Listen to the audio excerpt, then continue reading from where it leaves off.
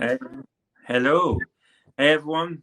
Welcome to another show of Untold Encounters. I hope everyone's having a great Friday evening and a good start to the weekend. Jen, how are you doing today? Good. Running around as always. Might have done anything else running around. But good. Brilliant. All good. I'm sitting down now. I'm sitting down. Well, we've got a good show lined up tonight. So as you may have seen from the poster, we do have a guest that's going to be joining us. A lady that has a lot of knowledge about Loftus Hall. Mary Nolan is going to be joining us. So we're going to be speaking to her about her time. She used to work there. It's a location now that you can't get into, but she's got a lot of stories about the location. We're going to find out the history and experiences that she's had as well through her time there. And no doubt she's always got stories that she can tell us that she's had before. The place, now, I haven't been to it. Now, unfortunately, the place is closed down. Mary will fill in all about that. But I'm going to give it a wee bit of a bio. I'm going to read a bio out. Look at me running around, Jennifer, running around. There's Gillian. Now, there you are. Did you do that, Nando? Yeah, you can do that. I can still do it through the phone. So, yeah, so guys, as always, if you've got any comments, any questions that you might like to ask Mary about, Loftus Hall, feel free to chat that in. Or if you have a particular subject that you want to talk about, we can get Mary involved as well. But yeah, Jen, do you want to give a bit of a bio about Mary? Well, for sure. Mary Nolan is a member of Back in Time Paranormal Investigations and has been fully active in the field for over 8 years now. The interest in the paranormal world was what sparked whilst working in Loftus Hall, one of Ireland's most haunted locations, for several years. Mary takes an honest approach to her investigations, where she explores the paranormal from open-minded position, as not everything is paranormal we come across on an investigation is necessarily paranormal and can often have a more logical explanation. Understanding your location, especially the history, past lives, etc., or any historical information, plays a key role whilst on an investigation to help build a better picture as to who spirits are when they make contact. Taking a respectful approach to your investigation and understanding your boundaries and your grounding are key to any locations. The Back in Time team are more in tune with more traditional styles of investigation, and Mary herself is an empath. So we're going to take Mary on. Let me see. Good evening, hey, Mary. How are you? How are you, girl? I'm good. How are you guys? Good. We're good. Thank you for taking the time to come on and talk to us about Loftus Hall. We'll get into the history and everything, but what I want to do is pretty much kick this off about how you originally got into the paranormal. Was it through Loftus Hall or was it prior to that? Well, to be quite honest, as a kid growing up, I suppose imaginary friends, I don't know what way you would call it, was my mother said, you were always talking to somebody. There was never anybody there, but you were always talking to somebody. And a few of my cousins have said the same. They said you'd be in our company, and the next minute you would talk and you'd be, chatting to somebody who just wasn't there. Now, obviously I don't remember that. Being honest, I don't remember that. So obviously there was a gift or there was something there that was going on in my life. And, outside of that, don't remember a whole lot. So when I went to work in Loftus Hall, I was brought in as a tour guide. So I was just delivering the normal daily tour. And it was whilst I was on the tour that I started to hear things, not the general public now, but I could start hearing things myself, like voices, names, my name. My God, if they said my name 10 times a day, honest to God, Mary here, Mary there, Mary all over the place. And I started to think, what is going on here? Am I opening up to more and more of being in the house? And the house is opening up more to me and letting me, listen in. Yeah. So I didn't know how to deal with that. So I just let it run, you know, because you have to realize I'm in a job being a tour guide and a historical tour guide as well, because I used to deliver different types of tours, and all this stuff was going on. So it was only when there were teams coming in to investigate the house, and the owner of the house asked me sometimes, you know, Mary, will you just stay back, you know, and, you know, you can let them in and then you might have to lock up afterwards, which when you're locking up a, you know, a very, very old house with a big bunch of keys on your own at 4 a.m, you know, you get used to it. But I've discovered that these teams were often doing their investigations. They allowed me to come along and be with them. Yeah. To concur sometimes their evidence or names or dates or something, you know. Now, more often than not, we'd have to scroll through books and, you know, just to try and get the really deeper details. But I started to realize that I would be in a room and I'd have a spirit talking literally in my ear, and they're not hearing it. They're not picking up on it. And I thought, this is really, really weird. I don't know how to deal with this. So it was only when a team came in called Back in Time, and their approach now is very, very different. They're very natural. They're not gadgety type of people, you know. They're more into dowsing rods, pendulums, cards, you know, empaths. And I met Michelle, and when she could concur what I was hearing, you know, she was picking up sometimes the same things that I was. I went, bit of a light bulb moment went off. And I thought, I like this. I really, really enjoy this. And there's more to this than meets the eye. What is it? What's going on? Why are they talking to me? You know, so that's really how that was born out. And now how that developed was in Loftus Hall. Wow. And pictures to put up. I'm looking for a picture of Loftus to put up so you can see what it looks like. Can I just put this picture up so you can have a wee look at it? Yeah, definitely. I had to go through Google Images and whatnot because I don't have any there, but I'm going to put it up anyway. While you're doing that, Jen, you know, before we get into, you know, the paranormal side of things for you, Mary, with Loftus Hall, can you give us a bit of a history about Loftus Hall and, you know, what you know about it? Well, you see, you have to remember that the Normans invaded Ireland 1170. And the origins came from Raymond le Gros, who was invited here, honestly, you know, for a battle. And it was during this time that Raymond le Gros was granted these lands. Now, there is a bit of debate over this, so I'm not going to go too much into this because you'll have every keyboard warrior going, that's not the original house, that's not the original lands. In and around the area, that's how I'm going to say it, of the house, 1170 is how far back it dates. And Raymond le Gros changed his name to Redmond. Obviously, he became more Irish than the Irish, so they say. And Redmond, the name Redmond in Wexford, well, there's thousands of them. So they're very proud of their Norman heritage and where it came from, where it originated. And so over the years, you see, you've got, you know, families coming and going. The Black Death, there's been disease, you know, 1350, you have, you know, people escaping the Black Death, Redmond family coming back to Ireland, settling, you know, building more fortifications in and around this land. And in the end, you see, this poor site has had nothing but invaders. You know, you even had, you know, dare I say it, those English coming over and doing their best during 1649.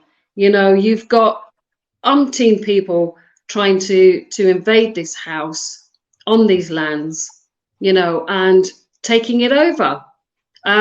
Unfortunately, during Cromwell's attempt to take the house, actually, I've got a really good, interesting story about that. I'm going to go back to 1649, when Cromwell decided that he would try and take this house by hook or by crook. You've obviously heard this expression. And down on the peninsula, you've got the two sides of the estuary are hook or crook. So you've got these two areas, and Cromwell said, I will take that house by hook or by crook. By God, he did not. You know, he did his best, but these ships were sunk, and but unfortunately the house did flounder, and became part of the Cromwellian confiscations, and ended up being awarded to the Loftus family, who were very, very loyal to the crown at the time. So here you have this, you know, magnificent house. Well, at the time it's very, very different to what you see now, being awarded to this family. And so this house then became part of the Loftus family estate in the year of 1666, the year of the devil, so we say, because a lot of sixes in that number. And the rest is history, because, well, it was tainted with blood. There was nothing, only battles, you know, fighting over this house. Anyone that took over this house became a little bit greedy, a little bit mad. And that's just part of the history. That's just part of the land, part of the house. There's a whole lot of weird energy going on in that house.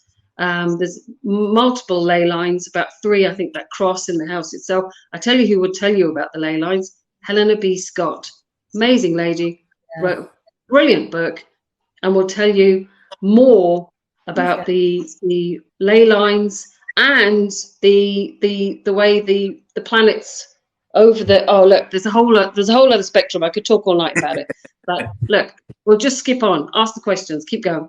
No, that's fine. Did you want to ask a question? Because I've got another question that's like, you go for it now, because I'm writing a few out here. You go for it. So you know, you've built a history. You know the history of the land, the building itself. So you've started working there as a tour guide, and you've already mentioned about the, you know, hearing the voices and, you know, potentially opening yourself up to whatever resides there. You know, when you started noticing that, what further things did you start doing to find out more, and what other things started happening whilst you were in the property? For me, it was a case of when I was with some of the teams and concurring some of the information, it was when I could actually hear them, when I was open up. And now, you see, I was always very kind to the spirits in the house. When I got to know them, I felt very at ease. When I first started there, I was obviously very nervous. This is a big old house out on a peninsula with wind whistling around it. You know, it's set for a movie, you know. Yeah, you've got, that's it.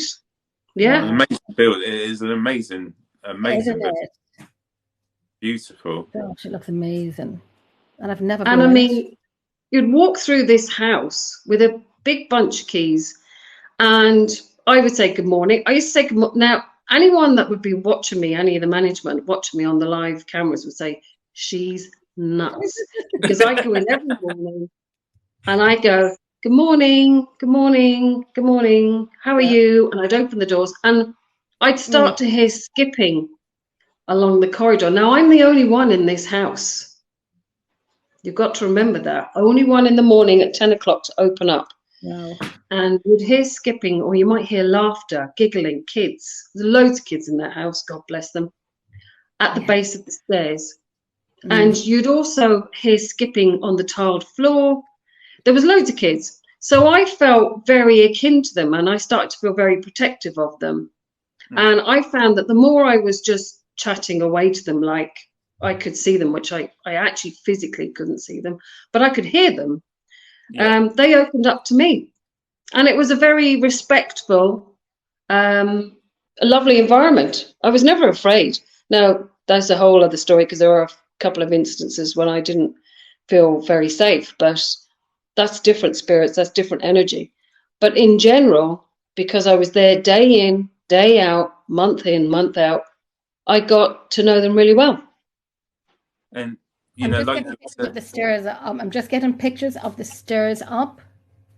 So you can you know, you're saying that you became very protective of like the younger spirits, you know, which is great. But having a property of that size, you know, you've already sort of said that you've got the different types of energies. So were there specific locations in Loftus Hall where you thought this is not a nice energy? Was there particular parts where you were made to feel you shouldn't be there, or where which parts of the building? The tapestry room had an energy unto itself. You would enter into the doorway. Now, this is to the right of the staircase. Anyone that's been in the house, and of course, most people that's probably on here have been. Just up the stairs, just so people can have a look at it. Oh wow! Yep. Wow. So that's the main staircase. So in that image, the tapestry room is actually to the left of that picture. Okay. Yeah.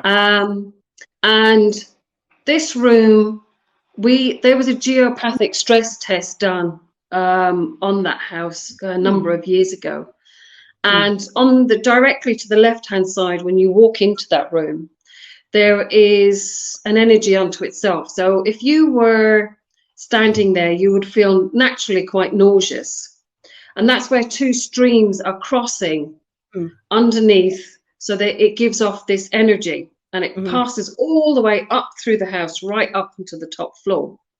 Now, that in itself is like a Duracell battery for energies, for spirits, because they just tap into that. Now, I often found that when I was in that room, I might not necessarily be in that particular corner where the energy is rising from, but I might be standing on the other side of the room. And I often, now this is on a day tour, as a tour guide, talking to people, felt like I just wanted to punch someone. No idea where that was coming from. That just literally was a past energy, a bad energy, not very pleasant. And more often than not, if I was on investigation and had to stand in that location, I'd be in tears, I'd be crying. So that was never a nice experience. I have no idea who it was, never communicated with me, but often let me know, often affected people on day tours. And on one particular day tour, it literally put its two hands into this woman and pulled all the air out of her. And she collapsed in front of me. And I know that that's what that spirit used to do. But for some reason, it didn't harm me, but I often felt how bad it was. On the top floor, room 7, very, very bad spirit in there. And we kept it locked for a reason, because we didn't want it to ever come out. It was just a nasty, nasty piece of work. Did any of the teams go into room 7? What was that? Did any of the teams, like teams that go in there? No, it was always locked, permanently locked. Aidan had the keys, and that was it. No one was allowed in. End of. And when you say, to have that locked, that it must have been quite a strong and energy. But I hate to say it because I know it's overused a lot. But when you're looking at something like that and you're keeping the door locked, do you think it could have been something more than just a part, like a spirit, or something more going down the demonic route? I think there was, I don't know where there was a portal or whatever was open in that room, but it never wandered. It never wandered. It stayed in its locality. But I can guarantee you, if you entered into that room, none of us ever did. I never did. I just know when I passed that room, I just wanted to be sick. I actually wanted to be sick. It felt that bad and that dark. It just wasn't pleasant. And there was multiple people went through the house, mediums, psychics, you name it. We never opened our mouth. We never spoke about that room. And every time we had anyone on that top floor who was anyway sensitive would pick up an incredible amount of energy from that door. And they'd often say, "Can we go in there?" I was like, no, no, it's not happening. Do you think it's going to be used? for I don't know. I know there was people in there afterwards trying to clear, so I don't know. I never asked. I did a program for Destination Fear last year, and that was a great episode. It was a great opportunity to get back into the house, and we had. It aired great. It was an opportunity to literally tell stories about the house, but it was literally a case of they were going to get somebody in before they had builders coming into the house to do some clearing. Now, what they were going to do, I have no idea. I really don't know. And I certainly would be interested when it becomes a hotel to go back and just see, you know. I'm definitely going to. So can I just interrupt there? So we're just going on about room 7, and then they're changing it into a hotel. Yes. And will they be using room 7 as a hotel room? I have no doubt they will. Yes. I think the first person we should lock in there is Jenny. No. If anyone's crazy enough to deal with a room 7 like that, it's Jenny. Let's get her in there. I don't even go to the bathroom on my own on location. The one I do go on my own to the bathroom on my own is in Lep Castle, and that's because everyone is on the same floor, and I can hear them talking. That's the only one. Not even in Millmount. With the changes that they're doing in Loftus Hall, then they're converting it into a hotel. Are they changing the layout massively? Like, are they doing a lot of changes to it? Do you know? Or... I'm not aware. See, structurally, the house needed an incredible amount of work. I wouldn't envisage that they couldn't change the floor plan because it just wouldn't work, because the staircase runs up through the middle. You've got, you know, a back staircase, which is where the servants would have come and gone from. Now, they might change that accessibility. I don't know. But there was an incredible amount of work that needed to be done. Just underpinning, you know, I mean, the house was literally nearly falling in on itself. So I couldn't imagine. Hello, my daughter or my son. Yeah, my heart went. I thought the door just started opening, and I was like, oh. But I couldn't imagine them changing any of the bedrooms or anything like that. I think they were actually going to try and keep it as an original, because Pat McKillen, who is the builder, is renowned for his conservation work. And he does take on buildings of this type to try and keep them to as much of the characters they were before. So I don't think it'll change too much, hopefully. Well, I hope it doesn't. The reason I ask that is you see stories where, you know, manor houses, all sorts of buildings have been changed, and then the new owners or people that go into it feel like there's like an energy, the surge of energy just increased massively, and people say that it sort of interrupts these spirits that are already there. Do you believe that's something that could happen if they do a lot of changes? Absolutely. And I think all this stirring up of the dirt, stirring up of the floorboards, stirring up of everything, it's going to create a whole other force of energy for sure. Excuse me. That's what Bridget was asking. 1 second. You're grand. You're all right. You're all right. I'm just here.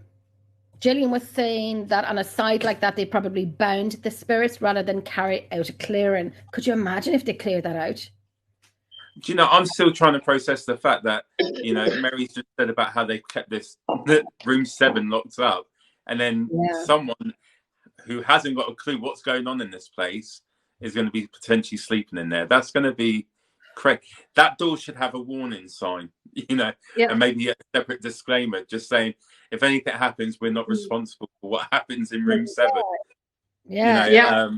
Sign a risk form or a health risk form, you know, to stay in that room.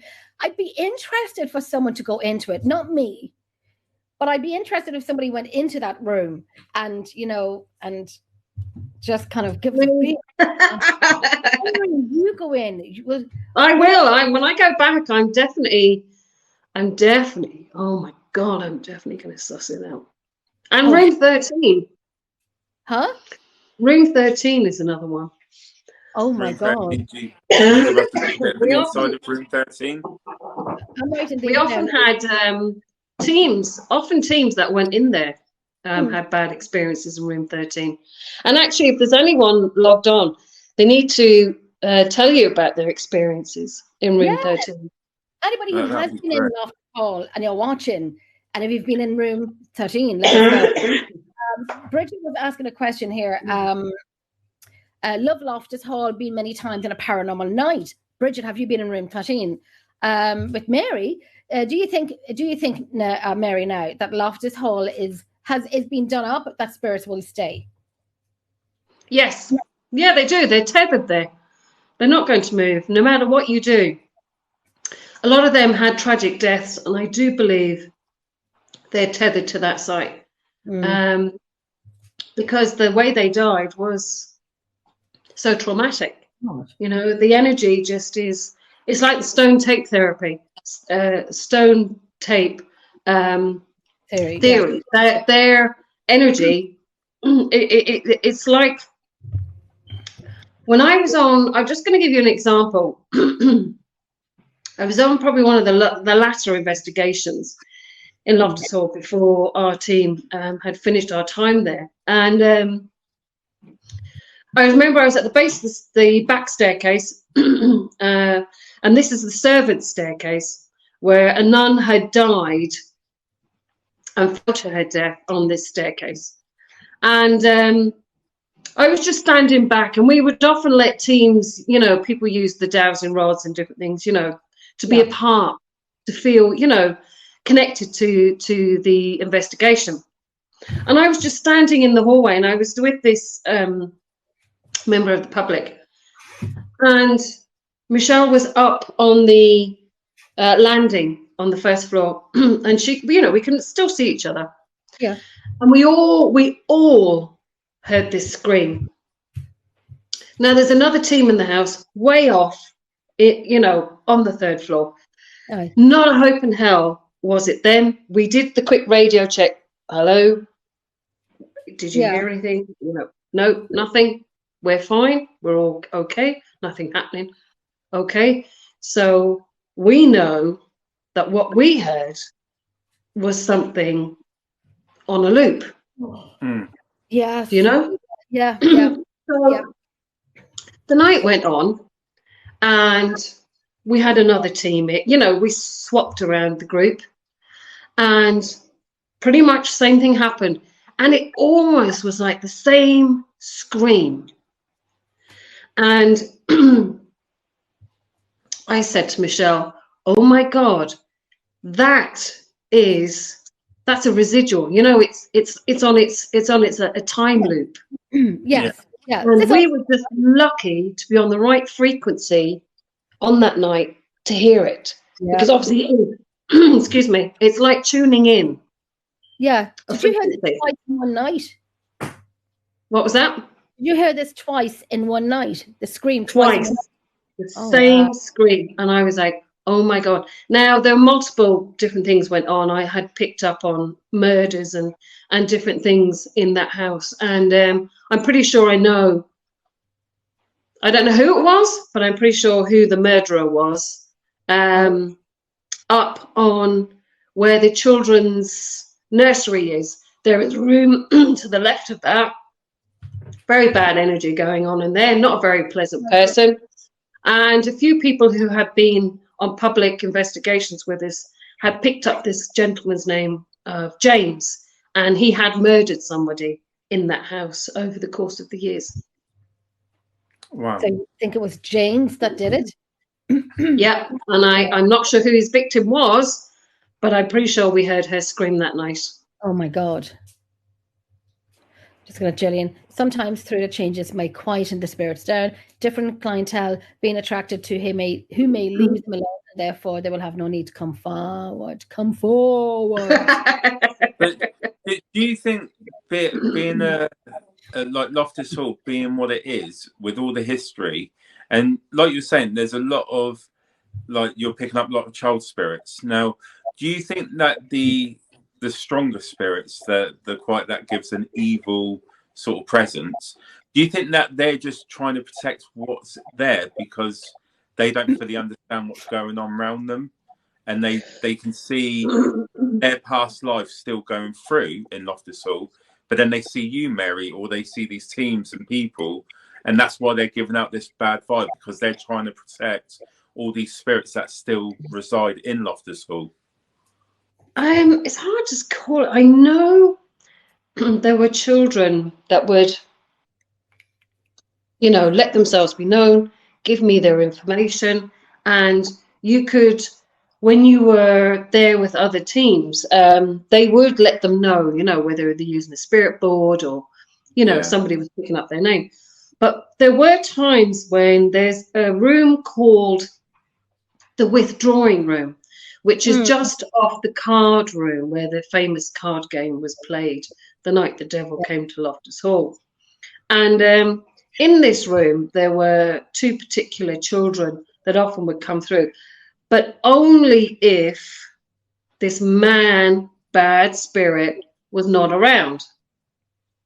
Now, he was not a pleasant person, because a lot of people have picked up on him. Now, I never really sensed him much because I never spent much time in that particular room, only when I was doing like the day tours. And I don't think he ever came near me as such. I don't know whether he was afraid of me or just didn't want to communicate, but he would often stop the children from talking and coming through. And one of those spirits was a lovely young girl, and she would literally send the glass off the table. But that's only because out of pure devilment, and wanted to connect with people. But what I found was the house is like an onion. My God, it is so layered. It is a collector of souls over the years. You have to imagine all the blood, all the unchristian burials that have gone on in and around that land. The murders, the battles, it goes way, way back. Yeah. That's a druid site from the time of, you have to go, I know people say the whole of Ireland is a druid site. Everybody claims it was a druid site. But the peninsula is a very specific, it's a very specific, there's ocean either side of it. And there's, the Hook Lighthouse developed hundreds of years ago. It's a beautiful, incredible site. It has its history, it has its roots. So you have to imagine over the years all the things that could have gone on that site. So I do believe the house has been a collector of souls. Right. So, the history goes way back. Bridget was saying, I was in room 13 on my own, heard very heavy footsteps outside the door, walking up and down.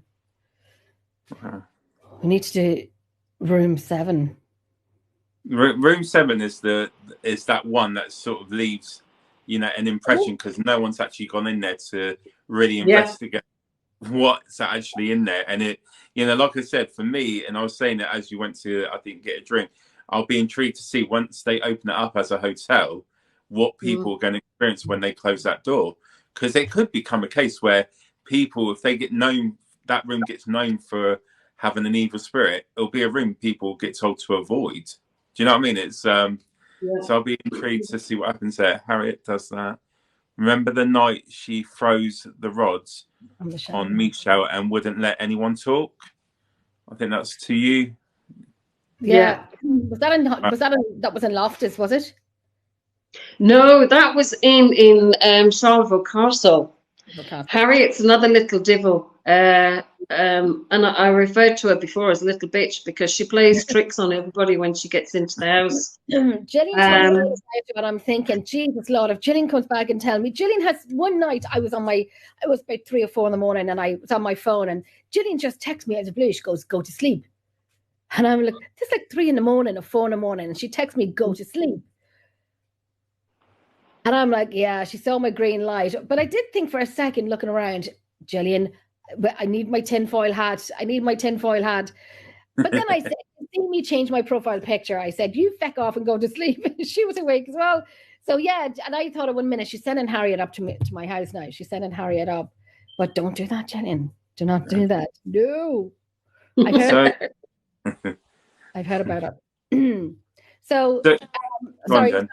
No, I was just saying to Mary about when Harriet in Charleville, she froze the oh my gosh, what do you call them? The dowsing rods. The dowsing rods, yeah. The dowsing rods. When she said, who said your lamp was on?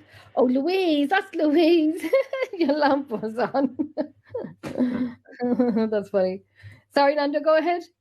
I don't know what I was going to say. So before we look at the wider scale, since being at Loftus Hall, we know it sparked a a bigger interest for you in the paranormal, where you've got a team, you do more investigations.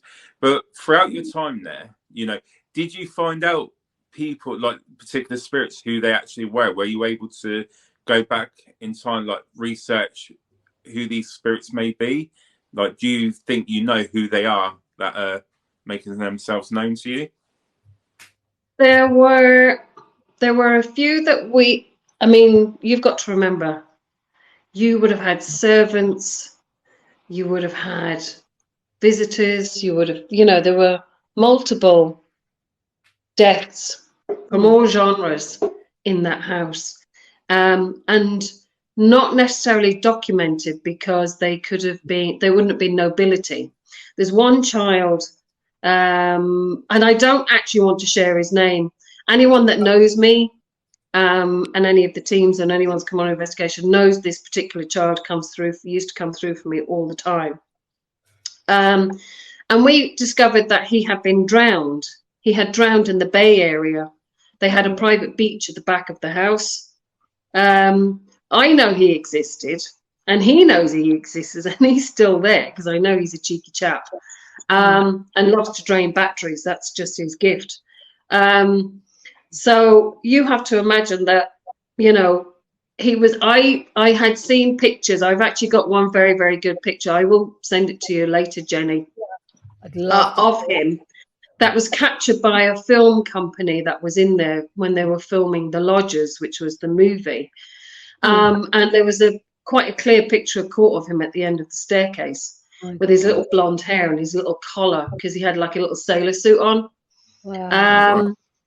So who he was, no idea. We've looked through the books, we've tried to trace, you know, was he a relative? But because you see, this house had, you know, there's 39 rooms in this house. You've got to, anyone could have been visiting, on holiday, a cousin, you know, there's a plethora of people to choose from. It would be very hard unless they were directly, you know, a member of the Loftus family, that you could actually concur and say, yes, this is Lord Henry, whatever, born on such date, but not necessarily so, you know. But he's headed there for some reason. He's there. I don't think he even knows he's dead, you know. He's having a great time now with all those builders. I know that for a fact. I can only imagine what the stories what the builders would have. Like, I kind of want to be a fly in the wall to see what they'd have to say. And I know, like from the Loftus Hall, that the spirits would miss you guys not being there. Yeah, they do. Yeah, sure they do, because, you know, I spent years in that house, and you become connected, you know. You become protective, and you protect them as well. You know, there were teams in there that sometimes I just thought, no, they treated it like a one-trick pony, and they didn't have the respect that they should have had, and often would, you know, sometimes fabricate their own evidence. And I saw this stuff go on, and I just thought, you know what? You're not investigators. I'm sorry, but that's a whole other conversation for another day. I was about to say that, you know, to me, you know, if you're going to have to fake it, you know, you might as well just stay at home. And that is a whole different show, isn't it? Because we can go all night about people faking evidence. It's just such a shame that they do it, because it makes the paranormal field look like a joke. And there is people that spend a lot of time, you know, researching these locations. And some of these locations are beautiful, and they deserve the respect, you know, because of the history. But one thing you say, you built such a connection to Loftus Hall, and you know, you've been there, you worked there for a number of years. Did you ever feel that any of the spirits came home with you at all? Like, did you ever have anything happen at home after being at Loftus? One particular event, yes. It was the strangest thing. I don't know who or what followed me home or came home. I didn't think they could leave, to be quite honest. I never thought that they could leave the Loftus Hall. I had been babysitting as such a team, and I decided I would sit out on the main staircase and wait for the team to finish. And something just didn't feel right. I didn't feel right. There was something weird going on, had a weird sensation. And the team had called it a night. I was locking up the house and got into my car, drove home, thought I could see someone sitting in the back seat, but obviously it wasn't. But you know, you just get that feeling. Yeah. Got into the house and I went to sleep because it was like 4 o'clock in the morning. And it wasn't until the next day I had a friend who popped over for a cup of tea around lunchtime, because that would have been breakfast time to me. Yeah. And we were sitting there having the chats, and you could hear stomp, stomp, stomp, stomp, stomp, stomp, stomp, stomp upstairs, and no one there. Oh my gosh. And I looked at her, she looked at me, and she went, "Who's upstairs?"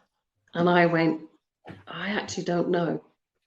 And with that, she got up, got her car keys, and left my house. No. I don't blame her. Oh my God. How long did it was, and how long? Excuse me. And I didn't blame her. And I just said, "Get into my car with me now. We're going back to the house." And that's what I did. I brought them back. Oh my God. Literally, I didn't send them off. Didn't send them away. I said, "You're getting out of my house. Come on." Yeah. And I literally just acted it through. Excuse me. I have to get a drink of water. Lads, I don't do this. It's literally, I've been at work all day and my throat is killing me. But the end of the story was, I went back to Loftus Hall. I could feel the presence with me. Oh, God. And they returned. They returned. It was the funniest, strangest, weirdest encounter ever. Wow. Did you know who it was? Did you ask who? No, I couldn't get the name, but I had a feeling it was a child. I was going to say, it could have been one of the kids that you communicated with? Definitely a child, because they were just drawn to me for some reason. 100%. Drawn to me, you know. Right, I'm going to get another glass of water. Yeah, you go. Go for it. Wow. I say there was hundreds of children in Loftus. Now, I will go to it when it's opened up as a hotel. I will go to it, but I won't be going to room 7. But I think you need to go to the hotspots, though. If you're going to do something like that and you've been given information, as a claimed paranormal researcher investigator, would you not go to the route, you know, the hotspot of the? If you're a true investigator, you would go to the hotspot.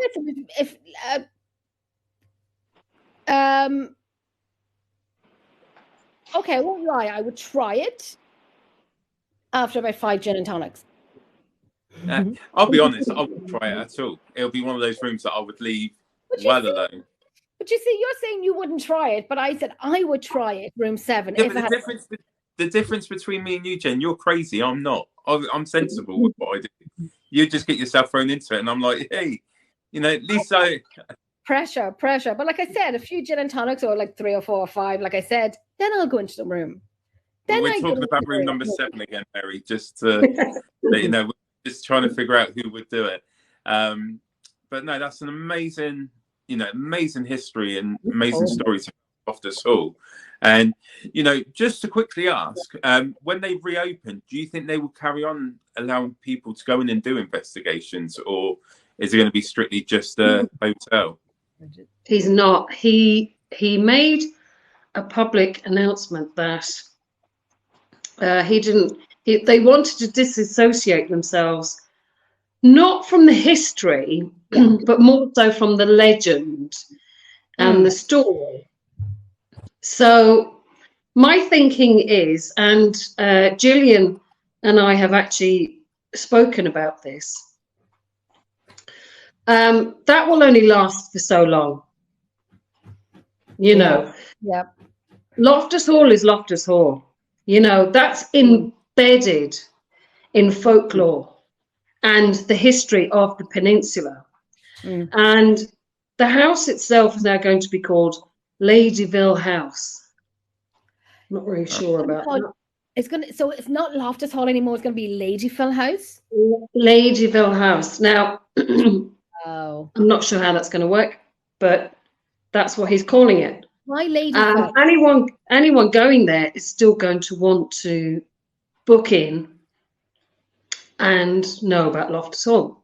Yeah. So I figure, bide my time, and I do think wait for a while, and eventually and slowly creep back in. People will ask, he'll get worn down, and eventually he'll concede and give in to the idea of people coming to investigate in a respectful way to the house.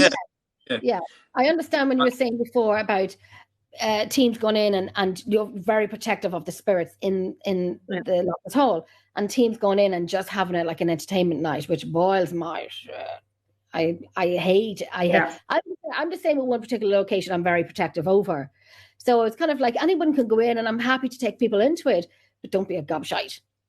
And if you have taken people to be bloody gobshites, and now I'm getting it in the arse of them saying, you won't let people in, you won't let us in. Well, look back in history and ask yourself why. Why? They're still trying and whatnot, and that's fine, that's fair enough. But I'm very protective of the people in this location.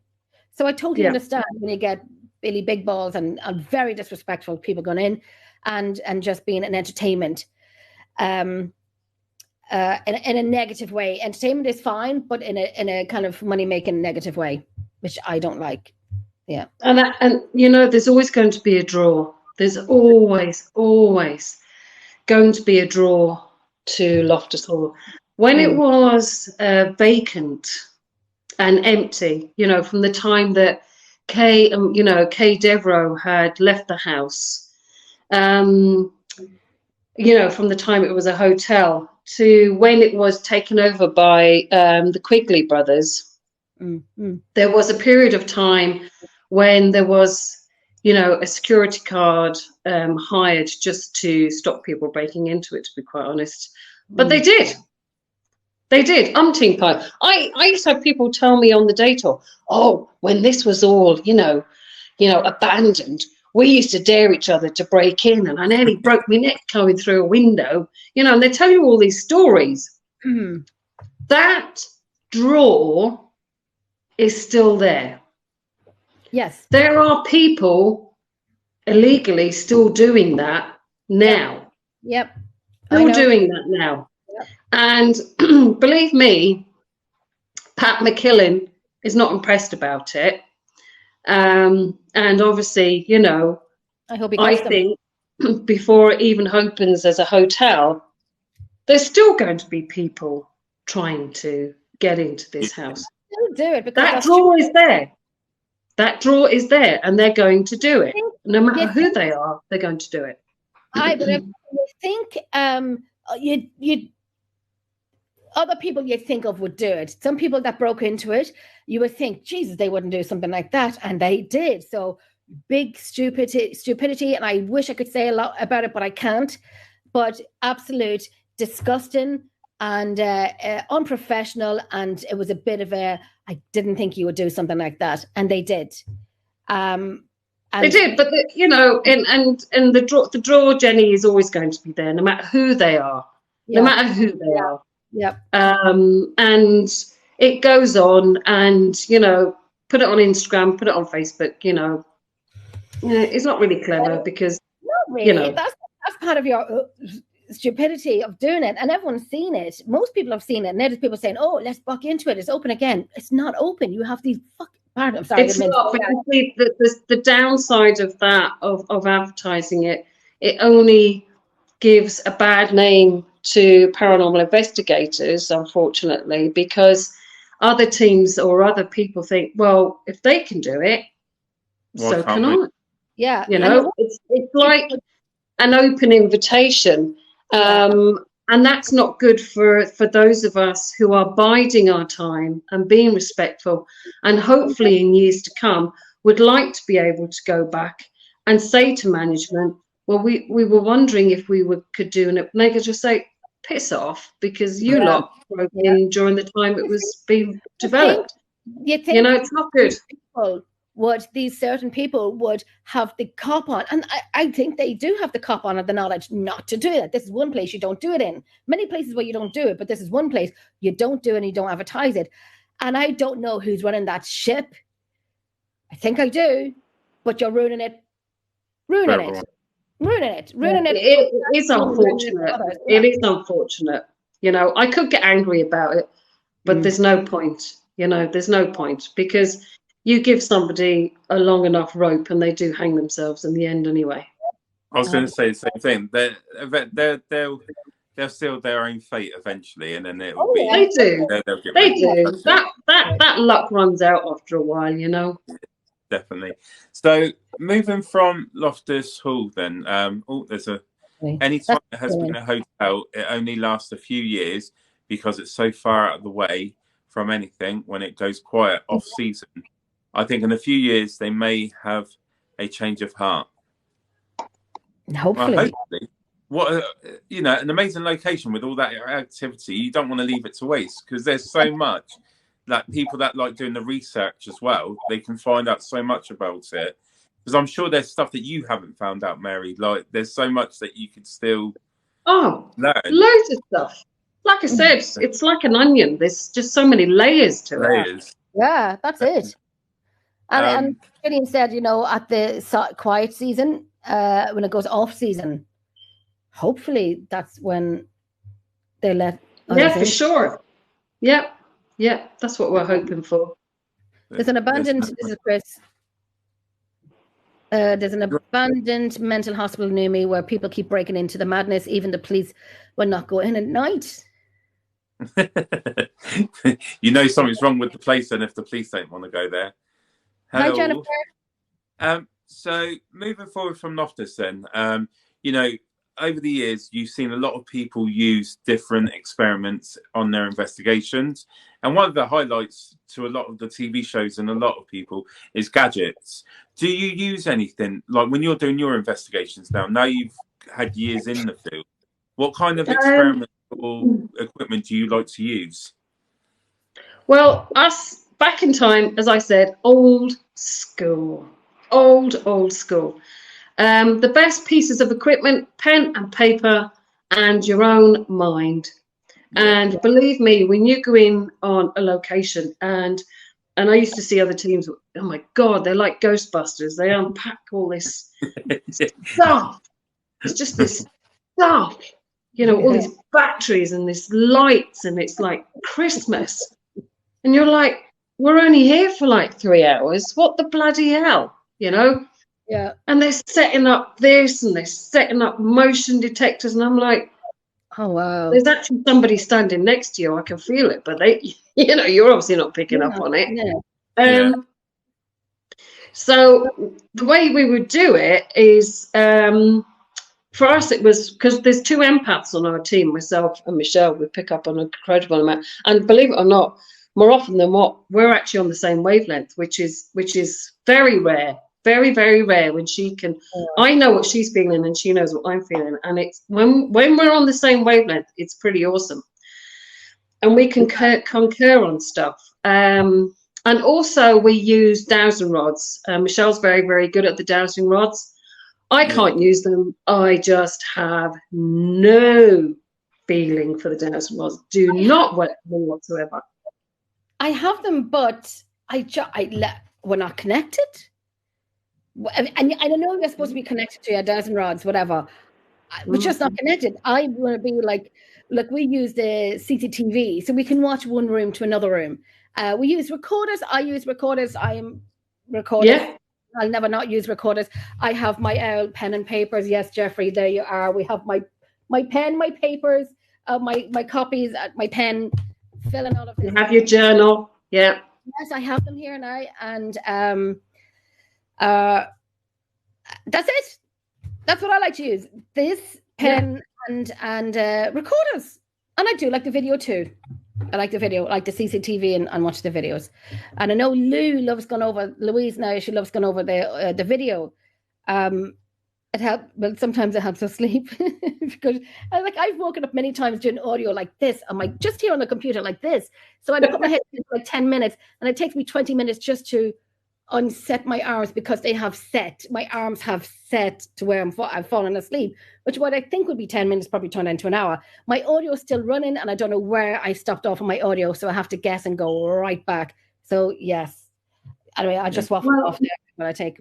We have some pieces of equipment. We'd have, we use EVP and we use night vision camera, and we use the stuff as we find it. But a lot of the time, it's go in, get the feel of the place. Yeah. Just how you feel. But everybody's the same. I mean, as you know, temperature is the biggest indicator that there is going to be a spirit near you. So everybody knows when they're all concur, yeah, oh my God, did you feel that? Do you feel the temperature drop? And it's easy to record the temperature drop. Then you know that there's going to be something near you, something in that area. But no, we're not like Ghostbusters. We don't have proton packs. We don't have, all this stuff. We're very gentle. And we just enjoy it. We're not there to prove a point. We're not there to aggressively debunk something either. We just enjoy it. We're hobbyists mostly, Yeah. I think that's the best way, because then you don't lose the reason why you're doing it. It's to enjoy it and just to see what you can uncover. So with your investigations, how do you can you give us a bit of a run through how you go through your investigations throughout the evening? Do you start off by doing a seance or a protection chant? How do you guys go through your investigation? I have found when we would first, going back a few years ago, we would often do the protection and, the grounding and all of that. Yeah. But I found sometimes that when you go on location, that if you're doing the grounding and doing your protection, you don't always pick up. I think it's like having an invisibility cloak. I found that I couldn't pick up on things. Yeah.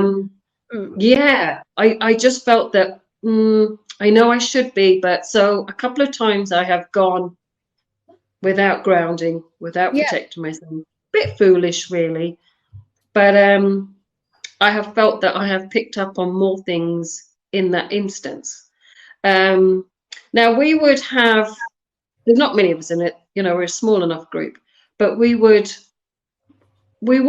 spend hours and hours, to 3 or 4 or 5 in the morning. What on earth? Spirits are there 24/7. They don't look at their watch and go, right, it's 2 o'clock now in the morning. We're going to jump out of the cupboard now. Doesn't work like that. They're in your presence at 6 in the morning, at 12 o'clock in the day. It's irrelevant the time of day. So we often found that you get to a location nice and early, about 6-ish, and you're done by 11. There's a nice number of hours there without, killing yourself. And I think it's good to have good energy. 2 or 3 o'clock in the morning after a day's work, you're knackered. That's it. And your senses are going to start playing tricks on you, So having more energy and your wits about you is better. Well, that's it. We did that last week. We did a full night, and it was to what we had thought. I know the audio didn't do a lot. I'm still going through audio. We got something on the live, which was really great. You could hear the response to us about playing a game of cards. And it's on the live when Louise was going through the live, and when I'm saying, okay, I'm going to ask you again, do you want to play a game of cards? And you will hear a mail coming in saying yes. So that's that kind of got us all pumped up that, they were with us. Our energy was zonked. We started late. We had food, so we didn't want to stop halfway through the night to get some food. So we had food, and I did say, God, I'm going to need a nap after this. Energy wasn't. It was. I didn't feel. We still worked our asses off, but our energy wasn't the highest it could have been. So I'm still going through the audio, little bits there. Can't make a lot of them out, which is fine. It's fine. We just tag it and move on to the next one and so on and so on. I'm still going to do audio tonight now after. But I wanted to ask you about this, about balloons. Gillian saying Mary uses balloons that move by themselves. We sound like some magician. What we would do, there's a team member of ours, Yvette Hutchinson, lovely, lovely girl. And we found that when we were going on go to a few locations, obviously we knew there was history of children or whatever. Yvette used to bring a gift, and she would bring like a helium balloon. And it would be weighted, you know, we'd have the string on it and the weight. Yeah. And she would bring these balloons on location. And we had brought one to Charleville Castle for Lady Harriet. So, and it was the bizarrest incident ever. We have brought the balloon and gifted it to Lady Harriet. And there was like a little plastic kind of weight on the end of it. So, you know, technically it should have stayed where it stayed. Right. Yeah. This balloon started to move along the corridor.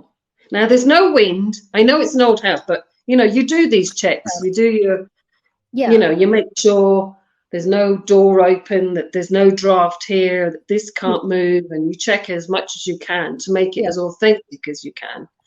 And it was insane. It was absolutely insane. She wanted that balloon, and there was definitely, come hell or high water, she was going to take it. So she was able to draw it with her, draw it and move it along. That was pretty cool, and that was in the presence of Gillian. She was quite impressed with that too. It was gifted to her. That's amazing. See, I've got something to say. My go-to tool is a very simple cat balls. Do you know the flashing cat balls? Yes.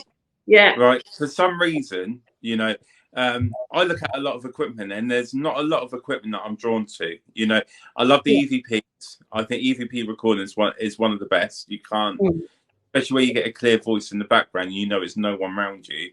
You know, the spirit box I quite like, but the cat balls for me, I seem to get very good responses, and I've put videos up on social media of, you know, of what I've had. But there was one particular, we went to a place called Manor Farm, and the grounds of this place had an old church right in the back, and it was part in the Doomsdays book as well. So me and one of our newest investigators, Luke, we were stood in the church, and we were at the altar, and I literally put a cat ball, right, and we were just calling out, and we had the camera filming on the side, and this shocked Luke. Like, he just stood there, like, didn't know what to do. But we actually caught the cat ball actually moving across the altar, you know, without being flat, and the ball just completely moves on its own. And where we were stood, there's barriers, so we can't actually stand next to it. We were behind the barrier part, but we managed to reach to get the ball, and that was amazing. You know, one of the best. You know, I've got to be honest. I quickly packed up my stuff and went and joined the rest of the team. I sort of thought, yeah. But when we were calling out last week, and the cat balls on the floor, and Louise was asking for them to go off, and I said, even if you don't do it to let us know you're here, just do it for Louise, because I showed her your video where the cat balls were gone off when you asked them to, but Louise's cat balls haven't gone off yet. I will cheer the night one of them goes off. Is that what you saw when we went to Dartmoor, the Nuns Cross farm? Is that where I'm outside? Oh, yeah, so it's where you're giving your names. Oh, that was at Murchison Hall. Yes. Right, yeah, we were giving your name. But yeah, it's just amazing when you get something like that happens. It does sort of, like, for me, I'm very honest. Out of everyone in my group, I'm the first one to say, that's great, let's go. You know, I don't push too far because I'm worried about what happens next. But no. So now you know, Loftus Hall must be one of your favourites, you know, but since then, what other locations have you investigated? Well, been to quite a few in and around Ireland, because we're very, very spoilt for choice, to be quite honest. Haven't ventured up to Jenny's neck of the woods, but we'll be there one day. We have to arrange it. I want you to come up.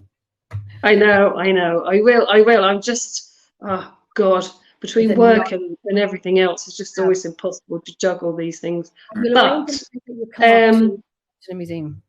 I have to say, my second favourite would have to be Charleville Castle, because I had never met Gillian before this incident happened, and I never knew about the history of Charleville Castle. What happened was the Back in Time team had booked an investigation, and I happened to be working at Loftus Hall on the day. I remember it vividly. The night before I got to go to Charleville, I kept dreaming about this young girl. This girl just came to visit me in my dream and my sleep, and I didn't understand it. And I could see like an incident and on the stairs, but I just still like it's a puzzle. It's like one of these things. You have all these pictures, and it's only until afterwards you go, yes, I get it. I understand it. And I had all these images and thoughts, and went to work, went to Loftus Hall, and then the guys were saying, we'll meet you in the castle, we'll meet you, Charlie, we'll meet the grounds, and we'll do the investigation. So I had got there, and I went immediately, with the team to the staircase, and I just felt, oh my God, not realizing what I had seen or who this young girl was, but Gillian had then given us the history, and I went, oh my God, this makes perfect sense. I thought, this is who I dreamed about. And then obviously during the course of the night, picking up different things and other characters, and I just started to fall in love with it. I absolutely started to fall in love with it, and I thought, wow, this is an incredible place. And Lady Harriet, well, she's just like, well, I can show you what I can do.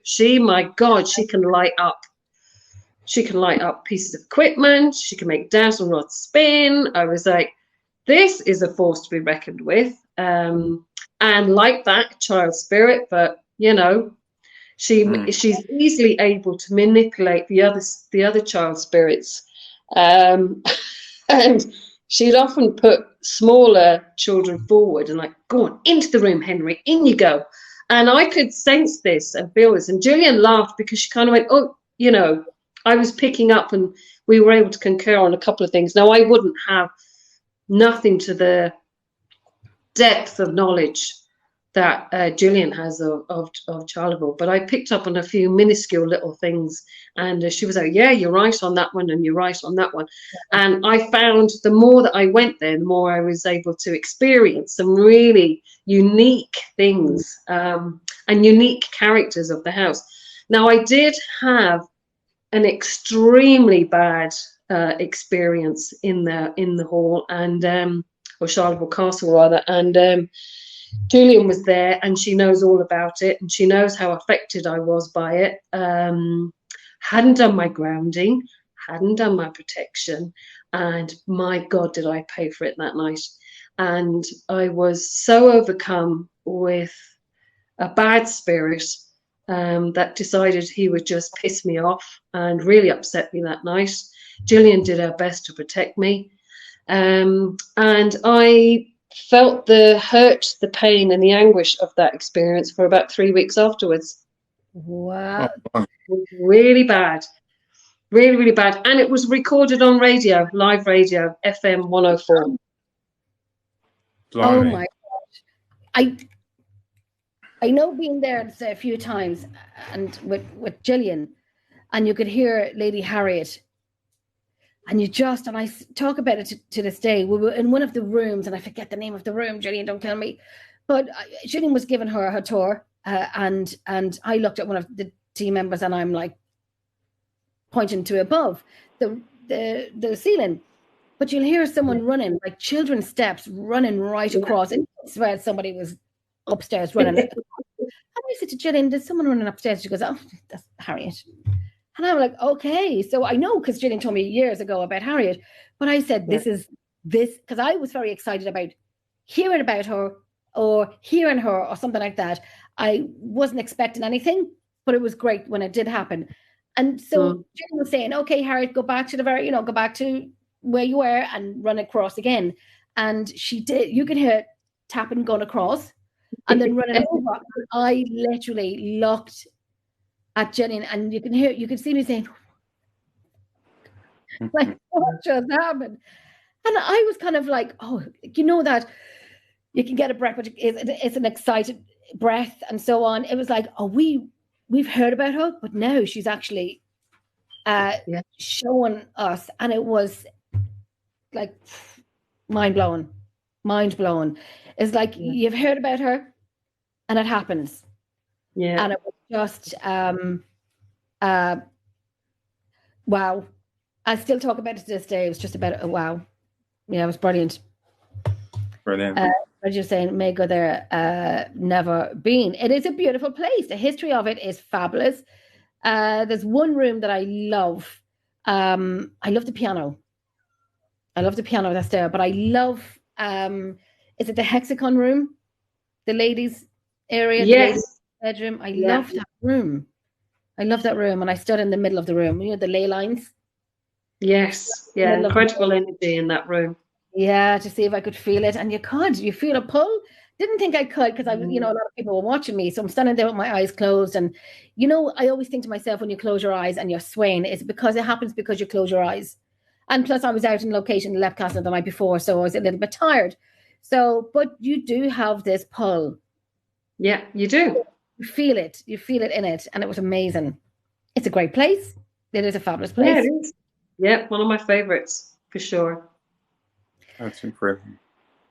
Any more questions? I want to ask Mary, when you hear people talking. I wouldn't hear them. We'd heard DVPs. We would hear that, or I would get names in my mind, and the guys keep taking the piss out of me about I have a name from the museum, and they were laughing at me when I said it. Now, when we did a playback, Alan sat up and said, no, Jenny, if you got this name right, I have a really bad back. I jumped up out of that chair like I was miraculously cured because we thought we got the name on recording, but it wasn't. But if you have heard any EVPs, like your best EVP that you've ever heard, well, one of the best. God. We have a few, actually. Back in Time have a few. We actually have a few from Loftus Hall, believe it or not, from the top floor. And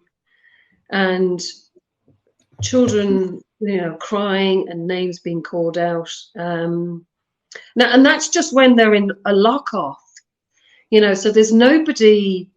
Yeah. There was nobody around them. Now we'd have the camera set up and we would have had the recorder just running. And you can actually hear the children laughing, running through this room, and you're like, holy shit, Batman. What is that? Because nobody is there talking or interacting with them. They're just carrying on their whatever they're doing in wherever they are. Yeah. Do you know? That's just very natural, very beautiful, actually, because it's not full, I love all of that. That's oh gosh, what would I precious. What's the word? The word? Precious, but it's I can't even get the word. It's just fabulous. It's nice to hear. Yeah. The kids are laughing. There was one thing I wanted to ask you earlier on as well, and I don't know if it's all right, about the baby that was found. Is that true? The baby that was found? Oh, there was indeed a baby found. So you have to remember the first lot of renovations, moving the house from Loftus Hall, the original house, to this great big monstrosity that you see now. There were incredible amount of renovations because they had perceived that the Queen of England, Queen Victoria, was going to come and pay them a visit. And there were members of the Loftus family, one of which was a handmaid to Queen Victoria. And so all of this was a plot, basically, to see if any of Queen Victoria's children could be suited to members of the Loftus family. So they did this kind of thing back then. You know, money, marry titles, get that. That's all they ever thought about. Yeah. And so during the time of this renovation in the tapestry room, the fireplace had been ripped out, and they were preparing to put in this, you know, ornate, beautiful fireplace. And they did indeed find the remains of a mummified baby, wrapped and stuffed at the back of the fireplace. Wow. Whose baby? Don't know. Lots of controversy. People believe it was Lady Anne, Tottenham's baby, that she wasn't allowed to keep from, you know, the time that the devil came to visit in 1765. So lots and lots of controversy over that. Was it somebody? Obviously, we can't tell whether the baby had, you know, been harmed or died in any way, because it was wrapped up and it was skeletal. There was nothing really, no evidence really to go on. And this child had been buried, you know, years and years and years ago, not long after it had been discovered. But yeah, there is truth behind that. And I have had one night I was in that hall, I did hear a baby cry. Oh, wow. On my own. I was in that house. So sorry, I might have missed it then, Mary. So was the baby skeleton recovered on the land of Loftus Hall? Yeah, there was a fireplace, and this baby was wrapped up and stuffed at the back of one of these fireplaces. And in 1765, you know, after when they were doing these renovations, this body was found. And, you know, they think, I'm jumping here. It was in 1860, when they were doing the renovations, that they discovered this baby's body. But they do believe it had belonged to Lady Anne Tottenham. Now, we can't prove that. No one can prove that. But you never know. Could it be? Did they take the remains? Did they? They were buried. It was buried. The baby was buried in the local graveyard. Yeah. So and nobody even knows who, what, when, where, how. Just that it was found. It was found. So yeah, there is truth behind that. Yeah. That's crazy. And Jenny saying, it wasn't a devil. He was upstairs talking to Plaster. Jenny.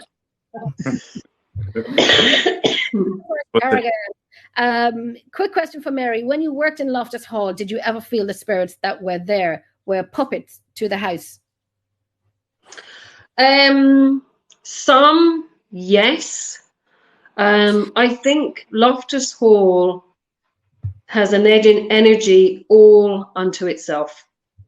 I think they only became puppets by certain investigators. I think what happened there was, and I can't speak ill of Loftus Hall because it was very good to me when I was there. But I do think that whoever owned Loftus Hall at any given time, and it's known in history, they were either consumed with making money, making lots of money, or they were all driven crazy. And I think that did, you know, sometimes consume sometimes members of staff or whatever with it that worked there. And money became, you know, a big thing, a big factor, you know, get lots of people on the tour, get lots of people, you know, booked on investigations. And I think sometimes it became a bit of a cash cow environment.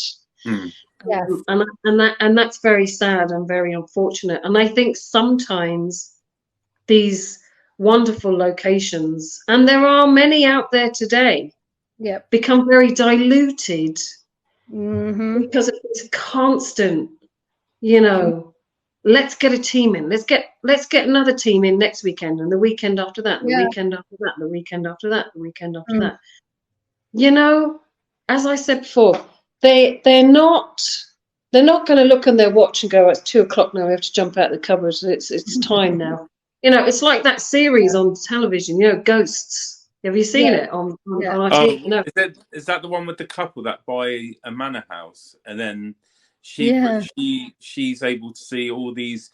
The one guy, he was a leader for like a scouts group. My wife loves that show. I've watched it. Yeah.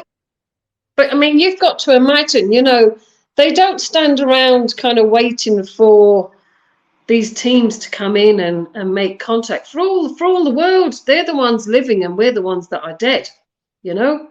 Well, nobody. You can reverse it around. Have you ever watched that film, you know, The Hours? Like, you know, it's or The Others, you know, it could be a similar scenario, you know? Yeah, that movie kind of blew me at the end of it. Like, I was kind of like, it was a movie that kind of shook my head, and I love movies like that. Spirits get tired of people like we do. Being around people constantly is exhausting. So I was like, yeah, like you have locations and familiar locations that there's constant drips and drafts of people coming in and out. And I thinking as well in Loftus as well, whoever was there before, and then people moved in, would the spirits from before? Do you know what I'm saying? This is me thinking now, Jenny's head, that in Loftus, when there's so many like people there and people have passed and then people moved in, that they would know that the spirit's there as well. Oh, for sure. I remember like when I was doing preparing some material for the historical tours, like you have to remember there were 2 orders of nuns that lived in this house with this famous story.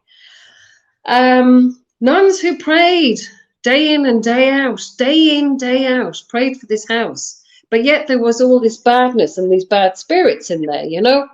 Yeah. And I'm going to tell you a story. I was doing a day tour middle of summer, and there was this French lady on the tour. And she said, yes, she said, she came to talk to me afterwards, and she says, my grandmother was a novice in this house, she says, many, many years ago. And she said she was a postulant, you know, a novice, and the Benedictine nuns. And she said that her grandmother had written a book about her experiences in Loftus Hall. And it was being in French, they're French, you see, and it was being translated into English. And what had happened was she was there in the house and obviously had been praying, you know, and they're used to their rituals, get up at 6, have your breakfast, you know, whatever, you know, had their rituals. And the house is absolutely, you can only imagine, it cost a fortune to heat this house. So a lot of the time they didn't heat it. They actually didn't heat this house.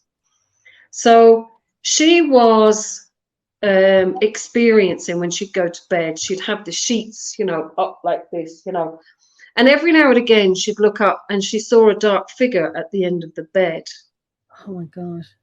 And then this figure would get closer and closer and closer and closer and closer. As the nights went on, the figure would be a few more inches up the bed, few more inches up the bed, and this went on until she was absolutely terrified.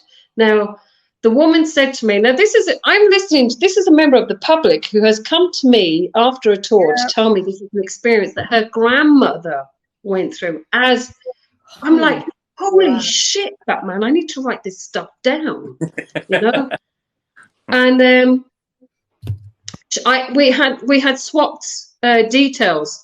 I'm still waiting for the book to be translated. I can't wait for it to be translated. I have her details. I have been in contact with her since. And she obviously left, petrified, went back to France.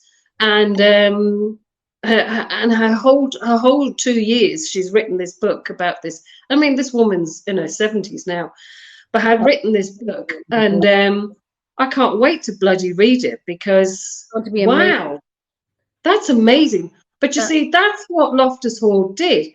There were umpteen stories that haven't been heard from people who have long since left the house, but had crazy, amazing experiences. But people, when it was a hotel, bartenders, said, "Oh my God, we were in the house and we saw this such." There's loads of stories. Everybody in Wexford has a story about Loftus Hall. Everybody going back to their great grandparents. Again, now it's been made into a hotel again. It's kind of like I don't know if it's a glutton. I just don't know. But I will be booking a weekend there. I will definitely. I think a few of us should get together and book a weekend there. Not carrying any audio equipment with us or anything like that, and our luggage. But just spend a weekend there. Yeah, the draw is always going to be there. The draw is always going to be there. It's never. Loftus Hall will never change her spirit. She will always draw people in. That is what she does. She has an incredible energy and an incredible. Same with Charleville Castle. Same thing. They draw you in. They draw you in, and that's what they do.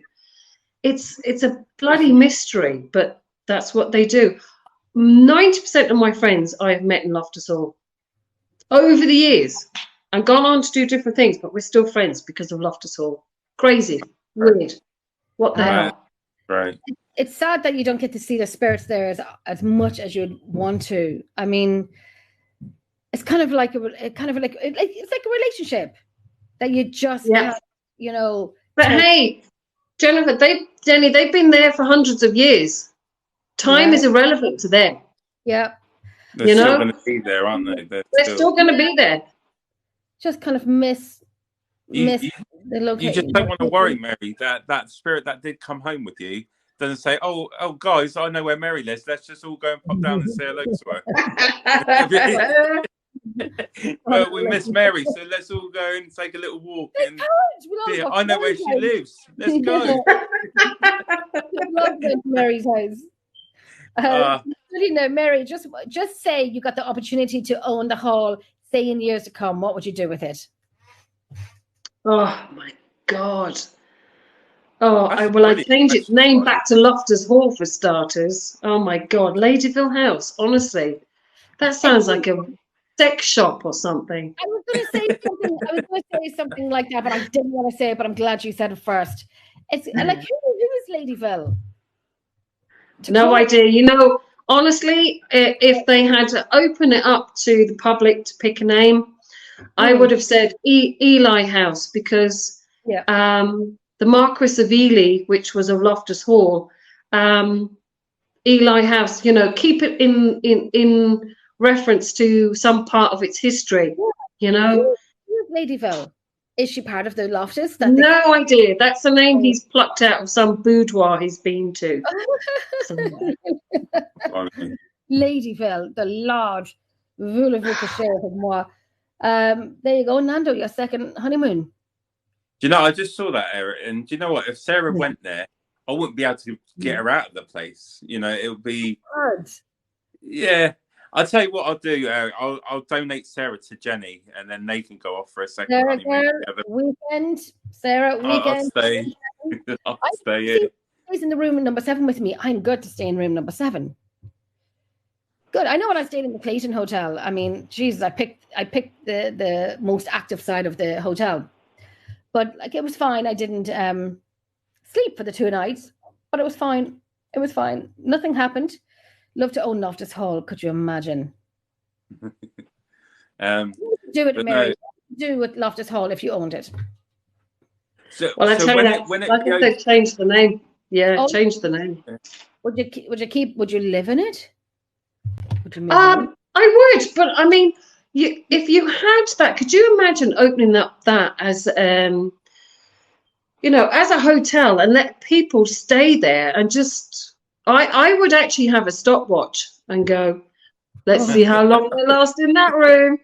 Hey, I've seen people run out the place. We used to do these overnight competitions, and we do the depravity. Like, this was Loftus Hall trying to reinvent itself, and do these kind of like live shows,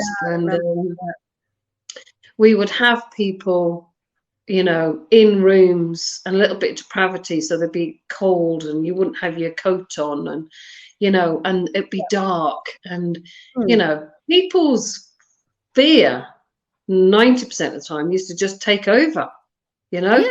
You didn't even have to do anything, you know. You didn't even have to, you know, stand on the stairs and just go boo up the staircase. Oh my God, they used to just run out of the place themselves anyway, you know. That's what I would do. I would literally open it up, but, you know, not a 5-star. I would just be, the challenge is on. You want to stay here, you can stay here, but you have to stay in your room all night. See if you can do it, you know. And that would be interesting enough, you know. That'd be awesome, actually. You can make a game show. I think the people that will be able to, I don't even think, like, you know, do you know sometimes that you get people that come along that don't believe in all this? Now, if the stories is, you know, with what you're saying, I think a lot of people will struggle to stay there for a full night with what's going on. You know, it's, do you know, I've stayed in locations. We've done sleepovers at locations. And I've got to be honest, this would be one place that I don't think I would even want to stay. Really? Yeah, I honestly. Oh, Nando. I mean, I'm like a little bit of a chicken, but I still do what I do. I would stay. Yeah, but like everyone that knows me, everyone that's come on an investigation with me, knows not to rely on me to be cool. If something's going, and I'm going to be really blunt with what I'm going to say, if shit goes down, I'm the first one to go. I would even leave my wife. I wouldn't even wait for Sarah. I'd be off. You know, I'll be off. I didn't know you would do that, Jeffrey. Sleep over time. Come over to Ireland. Sleep over time. I would. Absolutely, I would. I would have to literally be attacked before I get scared. Oh wow. That's another thing. When it opens up, then it's a challenge. You come over, and there'll be a forfeit if you leave early, and a prize if you stay. I'll take the forfeit over anything like that. Really? And you call yourself a Ghostbuster. Hit that page. Listen, let's not get all, you know, at least I'm honest about it. I'm not going to allow myself to be pushed. And if something goes down, like room number 7, that would be a big no-no. You can change the name, whatever. It would be a big no-no for me. He tells me to go into it. Like, really? Yeah, because it's not me. With me, yes. Yeah. If it's someone else with me. Just to finish off, Mary, like, have you ever come into a situation where it has put you in that thought process, thinking, "Whoa, that was too much," and you know, and made you think, you know, maybe this is something that I should leave alone? When I was in Charlevoix Castle, that incident I talked about with, you know, Gillian was present. Oh my God. You know, that kind of made me think, no, this is not good, you know, and plenty of, you know, and Gillian knows all the spirits in that place, and she knew who had attacked me that night, who thought it was okay to just, you know, mess with my head, my soul, my spirit. That was just all bad. That was all bad. And that, you know, I kind of made me realize, like, there is good spirits, there's bad spirits, and yeah, there's just a whole other spectrum out there you just have to have respect for. But yeah, that time in Charlevoix, yeah. Nando, with you, did anything really made you think, anything that made you go, oh crap, oh shit, like respect, or that frightened the bejesus out of you? Anything that happened? No. Do you know what? I've got to be honest. I've not come into like a situation where like something that's evil, like never something like that. But there was before, and I've been very open and honest. My wife Sarah, she got into the paranormal way before I did, and I'll be honest, I didn't believe in it. You know, for some reason, it just didn't. no disrespect to anyone, but for me, and I think the problem was, you see a lot of things on TV, and let's be honest, a large percentage of what you see on TV is not how it really is. I don't know. I'm sorry if people don't agree with that, but that's of my opinion. But there was one time, you know, Sarah and the kids were in bed, and I think I've told you this one before, Jen. And basically, what it was, I used to stay up a bit later, watch a bit of TV, and that my front room had a door, and it was quite a heavy door. Do you know, the like a fire door in some ways? Aye. So nothing would, a breeze would not open the door. You have to literally pull the handle down for it to open. But anyway, I'm sat there watching TV, and I'm awake watching my show as normal, and the door had flew open. And I was like, okay, one of the kids are coming through, and I shit you not, I loved him to bits. My granddad walked in. And he had been dead for, he died before both of my kids were born, you know. So, and he had walked in, you know, all dressed up, really smart. And I know I was awake because he walks in and he was smoking his rollie, as he would do.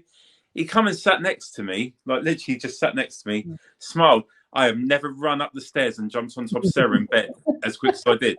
She must have thought there was going to be a party going on or something. But, you know, but it wasn't the fact that I was scared of him. I was scared, you know, I've never experienced that sort of thing before, that close and that, like a full, you know.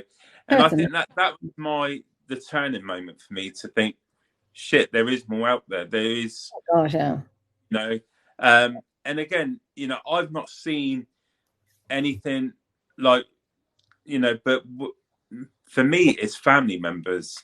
You know, I've had more experience seeing family. Like last year, I was rushed into hospital with a blood clot, 2 blood clots in my lungs.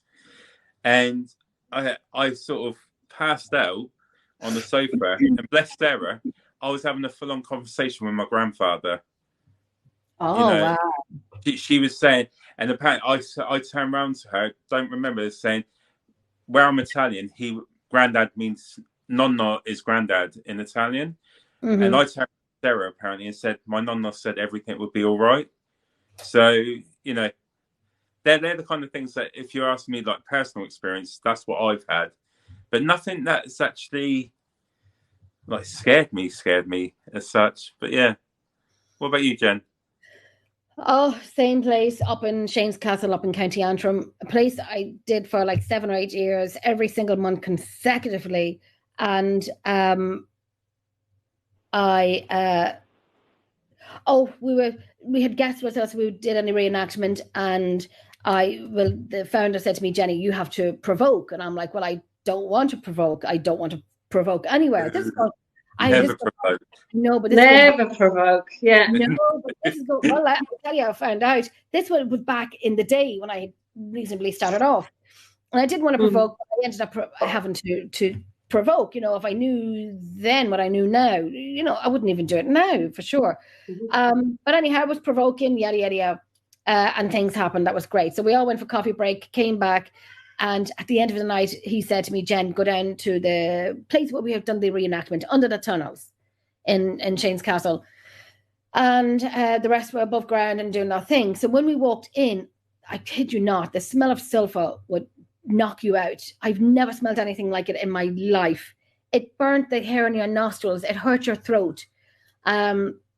And I said to one of the girls, I said, oh, you know, can you smell that? Everyone smelled it. So we're walking in. She was saying, Jen, I don't think we should walk in. And I'm like, well, no, we are. They know we're here. We know they're here. We're meeting at the same time. You know, this is why we're here. And so we're walking back up to her and she goes, Jenny, I don't think we should. And I'm like, well, we are, you know, we're doing it. So we're walking up. And I did have public with us, guests with us. And I said, fine. You know, it was getting a little... You could feel the pressure on your chest. And I was like, fine, okay, we'll turn around and we'll leave. And I said, right, guys, turn around, we're leaving. I radioed up to the guys above the ground and so on. And so when we turned around and walked away, and I said, I don't know why we're leaving if they know we're here. Like, I don't know why. Like, you know, should just be the team down there and get nitty gritty, get stuck into it. So I'd say about a minute or two later, it was as if something ran through me like the Matrix. My eyes, I couldn't hear. My eyes closed, my head went back slowly, came forward slowly. It all took about 10, 15 seconds. Oh, wow. They were long seconds. And it was something ran through me or something ran up to me, as if to say, bring it on, bitch, bring it on. Well, Jenny didn't bring it on, Jenny left. And I remembered linking arm with the girl, and I said, get me out, please, just quietly, take me out. I need to kind of get out of here. And then I had to, Jenny, being Jenny, I said, right, don't panic in your mind. If you panic, you lose it. You've lost your shit. So I kind of calmed down, got everyone else out, and then left. And I told the guy what happened. He goes, yeah, it happens, all of this crack. So that for me was a kick up the arse. And it took me months before I went back again. And when I did go back, I apologized. And I never did it again. Never did it again. You just don't go in Billy Big Balls. Toby, hold on. Don't go in Billy Big Balls.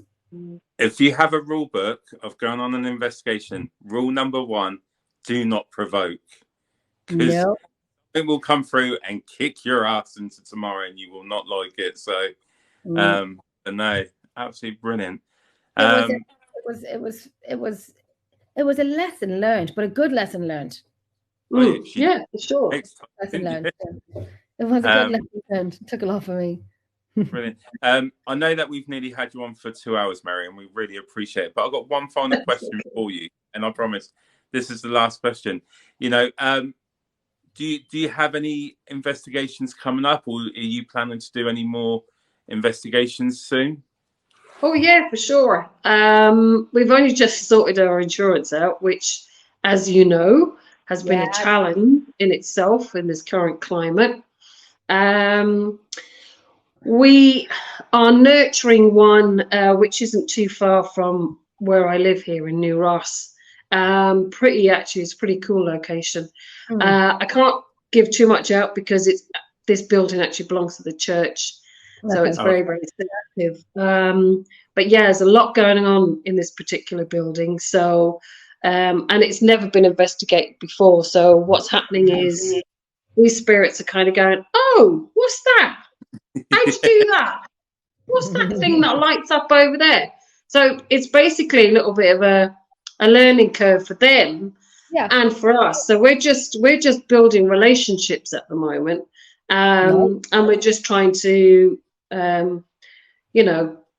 build up a little bit of rapport so that they feel comfortable talking to us, because they have a story. I know they do.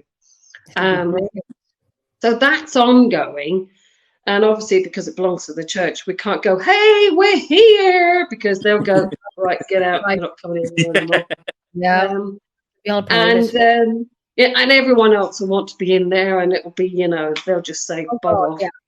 So, and then we've got, we have the Athenum, which I love in Enniscorthy. That's a definite. That's coming up soon. And that's literally on my doorstep. So I'm actually very spoiled, because the rest of the team, as you know, are pretty much in trim. So they're the ones that have to travel.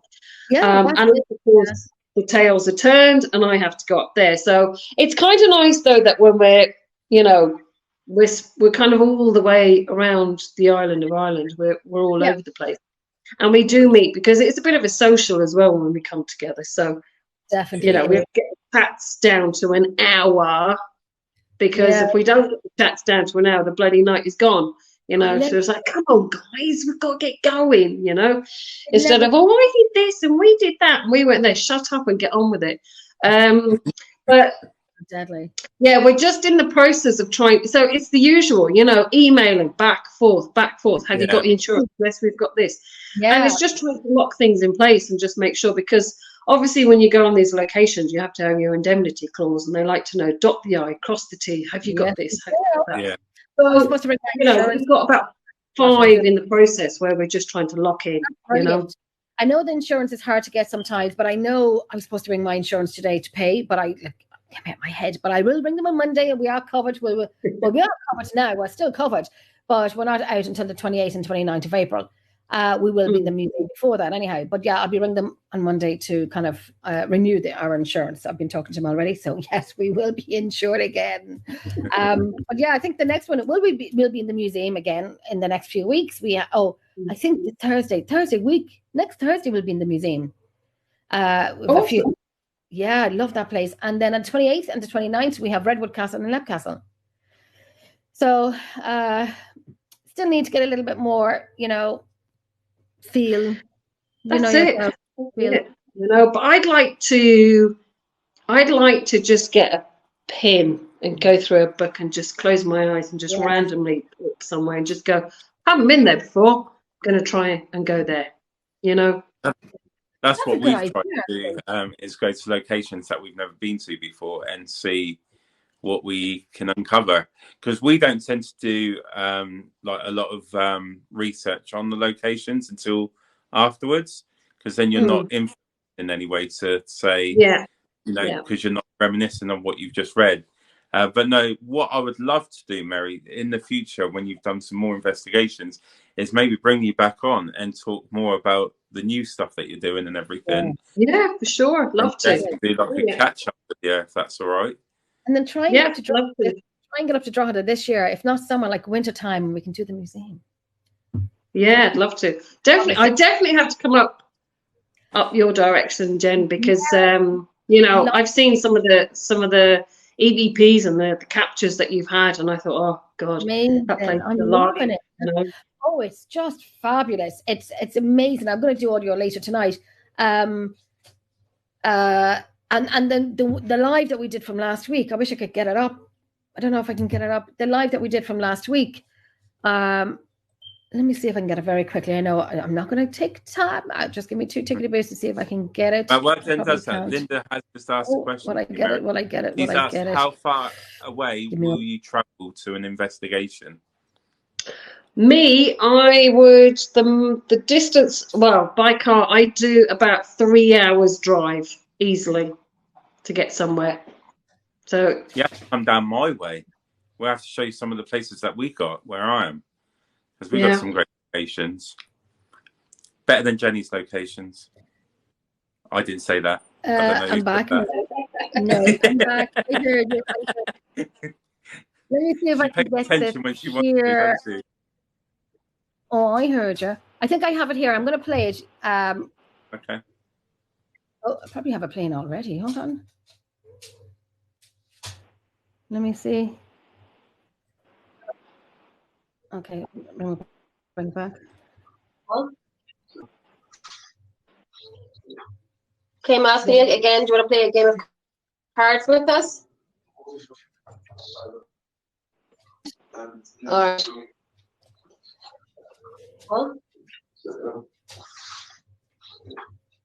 Okay, I'm asking you again, do you want to play a game of cards with us? What's wrong, Ellen? You can hear the yes in the background. Did you get that? Yeah, for sure. Yeah. You can hear that very loud in the background. There's another man speaking, so it must be one of your guys. But in the background, Alan, yeah, that's Alan. Yes. That's absolutely brilliant. That's Alan. But they heard the yes. So when we're back on Thursday, we're going to get the look at Snakey behind me. He thinks I don't see him getting up on the couch. I know he got up now and without me knowing. So yeah, on Thursday we're going to go back. We're going to set up a card game table, and we're going to have an empty chair for him, and play a game of cards. See, wow, that'd be great. Well, hopefully now you don't drop a card, and when you bend down to pick it up, you see the clothes and the hoop of the devil. Don't you dare! No! Oh, jeez, I'll have glue on my fingers. Jesus, Mary! Jesus, Mary! Oh, I forgot about that. I let someone else shuffle them, but I'm not. She'll be so careful now when she dishes out the cards. Now, you should be really careful with that. Oh, brilliant! I never bloody thought of that. Perfect. But you know what, Mary? I just want to say thank you so much for sharing, all your experiences with Loftus Hall, but also the other places. And like I said, would definitely like to invite you back on in the future. you know, to you know, especially so if you can keep in touch with us and let us know. And I know that you can't give out too much information on one of the locations, but we could call that location X when we get you back on. Yeah, sure. Yeah, definitely. That would be definitely. But yeah, thank you so much for joining us tonight. I think everyone's absolutely loved the history side of it as well. We've got so much out of it. You know, so I just want to say thank you for joining us tonight. It's been absolutely brilliant to meet you and really get to know you.